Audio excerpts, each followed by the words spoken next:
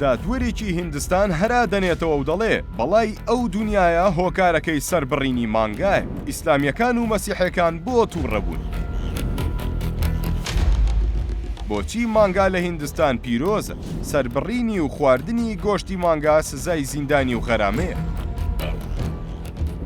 لێدوانی دادوەرێکی وڵاتی هیندستان لە ناوەندە ئیسلامی و مەسیحەکانی ئاسیا و بەشێکی ئەوروپا هەرای ناوەتەوە. کاتێک گوتوویەتی ئەو بەڵایی ئێستا یەخەیجیان و هەسارەی زەوی گرتووە و خەری کە دنیا وێران دەبێت. هۆکارەکەی سەربڕینی مانگایە لە وڵاتان. لێدوانەکەی دادوەرەکەی هیندستان هەرایەکی زۆری ناوەتەوە لە وڵاتە ئیسلامیەکان کە نزیکترینیان پاکستان و ئەفغانستان و بەنگلادیشی موسڵمان نشینی دراوسەی هیندستان، چونکە لەو وڵاتانە گۆشتی مانگا و سەربڕینی وەکو قوربانی پێچەوانی هیندستان پیرۆزە و لە پێناوی خودا دەکرێتە خێر، کەچی ئەو دادوەرە کارەکە بەهێنانی بەڵاو ناخۆشی وەسف دەکات. بۆچی مانگا لە هیندستان پیرۆزە؟ گۆشتی مانگا لە وڵاتە گەورەیە کە ژمارەی دانیشتوانەکەی سەر و 1 ملیار و 300 ملیۆن کەسە. بۆچی خواردنی حرامە و سەربڕینی زیندانی بەدواوەیە؟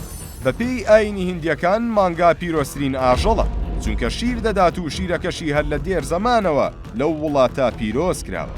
بۆیە خواردنی گۆشتی مانگا حرامە و سەربڕینیشی سزای زیندانی و پێشماردنی پارەی هەیە لە هیندستان. تەنانەت لە نیودلهی پایتەختیش و لە سەرجادەی گشتی و ناوبازار و بەردەم باڵیۆزخانە بیانیەکانیش مانگا ئازادە چۆن دەسوڕێتەوە و لەکوێ پشوو دەدات وە کەس بۆی نییە ڕێگری لێ بکە. بەپێی ئاینی هیندیەکان ئەگەر نیازی خێرت هەبێت دەبێت پێش نانی بەیانی بچیت خواردن بەریت بۆ مانگاکان و تێری بکەیت و سەریان ماچ بکەیت بۆ ئەوەی دوعای خێرت بۆ بکەن لە بەڵاو موسیبەت بەدوور بی.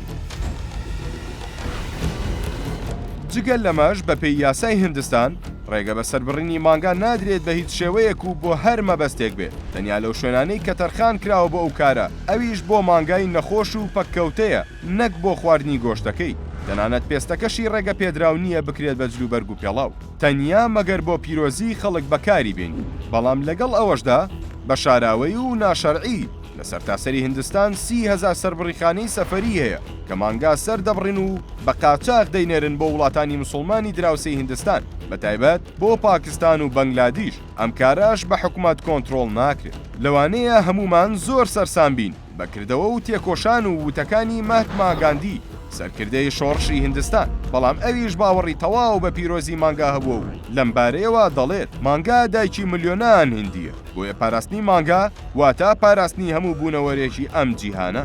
جگە لەمەش دایکە مانگا زۆر باشترە لەو دایکەی ئێمەی هێناوەتە دنیا. بۆیە مانگا بپەرستن و بە دوور دەبن لە بەڵا.